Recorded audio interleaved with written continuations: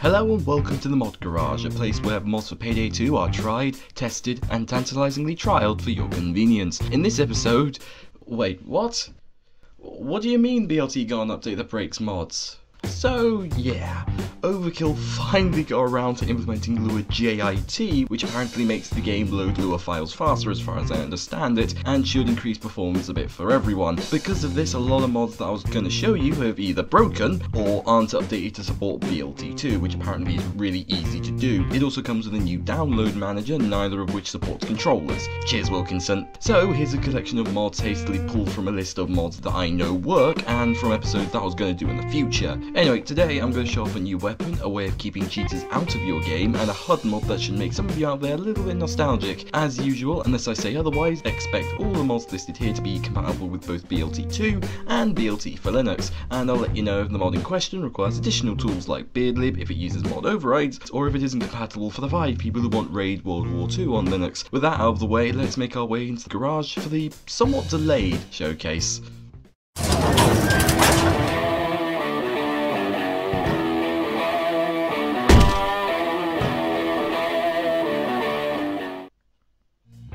Newbies go back to Overkill. For those who are not aware of what this is, it is a lobby kick mod which allows you to kick certain players trying to join your game who are basically not well equipped for joining your lobby for whatever reason. One of the best parts about NGBTO is that it allows you to kick players for a variety of reasons, rightly or wrongly. If you want people to have a certain loadout, then you can kick them for not taking medic bags. That is an option in the game for some reason. However, most people do use it for the hour filters, myself in particular. Despite the name, I would fully recommend people not using this on the Overkill difficulty, especially if you've actually played the game for longer than like 200 hours, considering Overkill is a relatively easy difficulty on most heists. Anyway, I would highly recommend having the hours set to around about 100 hours on Mayhem, Death Wish hours on about 150 to 200, and One Down being the highest, being around about 300 hours. Of course, this used to be a very controversial mod, with this mod basically kicking people for what appears to be no apparent reason. However, after the Payday 2 free event, which gave 5 million people free copies of Payday 2, it's kind of more of a necessity these days. Not even because newbies are trying to join your game, rather it kicks cheaters based on skill points or various other methods worked into the mod.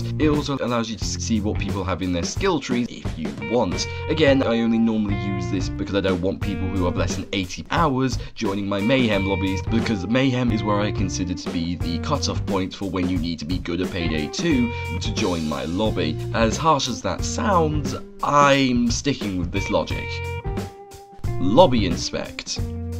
This allows you to check a lobby's legitimacy without leaving the crime net menu or the fastnet menu depending on what you're using, and it will allow you to check their Payday 2 stats score, which is currently offline as of recording, their VAC status, how many achievements they've unlocked, and any other indicators of whether or not they could be cheating. It also displays their infamy score and the hours played as displayed on their Steam profile. Very useful for avoiding cheater lobbies and just cheaters in general. It also has an NGBTO integration, which I mentioned earlier, so you can ban them from joining your lobby if then you can.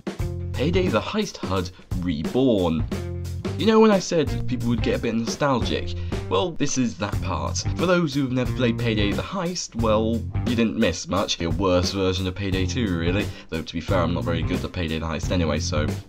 This modifies the HUD in Payday 2 to make it like the one seen in Payday the Heist, including avatar icons corresponding to the heister that you're playing as, including the newer ones from DLCs and free events and various other things. Instead of the regular 4, 5? We gotta say 5 now, don't we? It also has similar functionality to Custom HUD found in Wolf HUD, in which it shows you other players' weapons and throwables and anything else that they are using in their loadout, which is fairly useful. There are other little Payday the Heist touches as well, such as having a really odd swan song screen effect, which I really dislike. However, like most other HUD mods, you can turn this off should you wish. This HUD mod will not work on Linux due to the fact that it requires loading assets from BLT for Linux for the icons to show up, and you kinda need those considering that's your health bar. The line around the Heister is the armor bar, and the Heister's colour is the health bar. There are also a chock full of options ported straight from Payday the Heist, and again, like with the Wolfhard episode, I am not going to explain all of them because we would be here forever.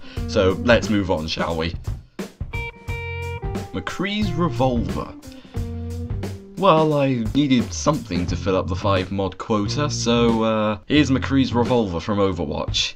For those who like Overwatch or playing McCree, then this is the mod for you, basically. I do find the weapon to be a little bit overpowered for my liking, but considering it's a custom weapon, and revolvers are meant to be quite powerful anyways, I don't see much problems with it. It also comes in standard and akimbo flavours. I do find it quite hilarious that McCree's Revolver is rather small in the hands of the Heisters, but, you know, small things in the hands of Heisters is obviously really funny to me for some reason. It also has the ability to have a laser, because why not? And the developer ported over the America skin for the guns, and yes, it's on the akimbo versions as well.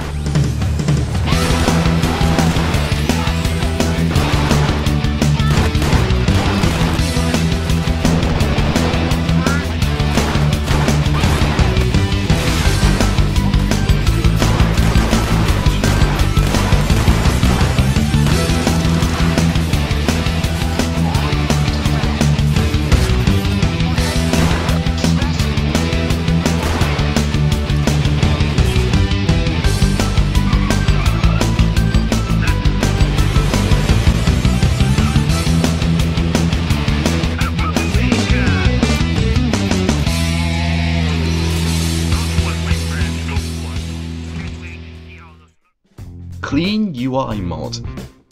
This is a texture mod which textures the majority of the menu components to look flat, or rather in the material design way. It's not exactly the greatest looking mod in the world, and it is rather simplistic. However, if you're into clean design or just like clean stuff in general, this is the mod for you. I do like the fact that it looks really nice, and the fact that they've wisely opted for a black background. However, this comes with a flaw. Because there is no background lighting with this mod, it makes all of the icons for patterns that you don't own or for masks that you don't own not translucent, i.e. you can't see them. It's a bit annoying. I think I'll stick to the retexture project. So those are the 5 mods that I managed to gather up into a pile and release for you just after the BLT update.